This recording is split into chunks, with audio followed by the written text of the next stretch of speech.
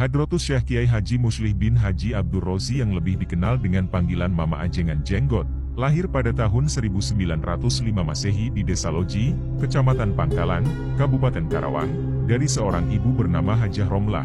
Ayahnya bernama Haji Abdur Rozi atau yang lebih dikenal dengan panggilan Embah Penghulu Kadar. Keduanya merupakan keturunan dari Syekh Maulana Hasanuddin Banten. Semasa kecil Hadratus Syekh lebih dikenal dengan nama Den Eno.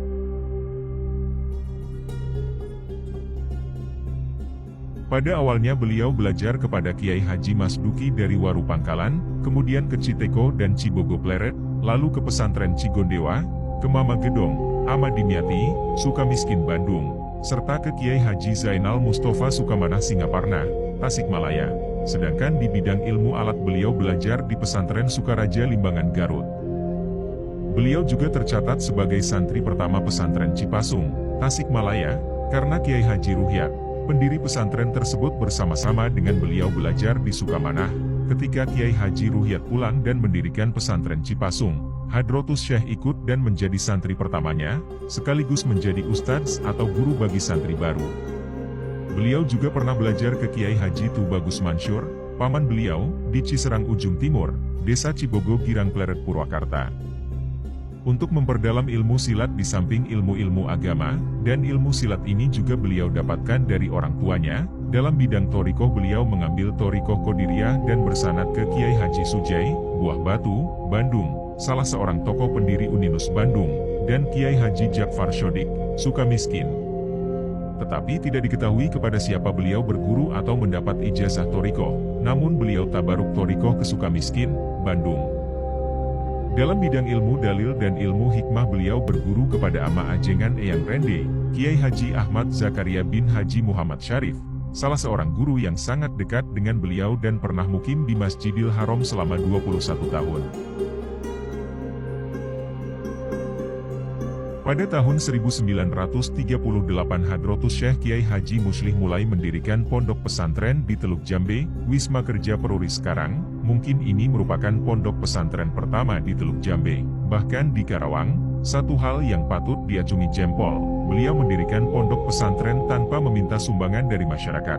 Tetapi betul-betul dari hasil berdagang, karena beliau terkenal gesit dan tekun berdagang, bakat dagang ini telah terlihat sejak beliau masih kecil, yaitu suka membantu. Neneknya berjualan ikan peda. Beliau biasa berjualan minyak wangi dan arloji, jam tangan, dengan naik sepeda sambil keliling mengisi majelis-majelis pengajian yang tersebar di Kabupaten Karawang, antara lain ke Desa Jatiragas Kecamatan Jatisari, Desa Langsep Kecamatan Pedes dan Rawamerta, yang sekarang menjadi pondok pesantren Nihayatul Amal. Konon kabarnya beliau juga pernah menjadi penghulu di Teluk Jambe. Antara tahun 1943 hingga 1945 atas panggilan gurunya, yaitu Kiai Haji Zainal Mustafa, beliau berangkat ke Tasikmalaya dan ikut terlibat dalam perlawanan santri Singaparna melawan kolonial Jepang, yang terkenal dalam sejarah sebagai tragedi Singaparna yang mengakibatkan gugurnya Kiai Haji Zainal Mustafa dalam penyiksaan tentara Jepang, akibat tipu muslihat Jepang.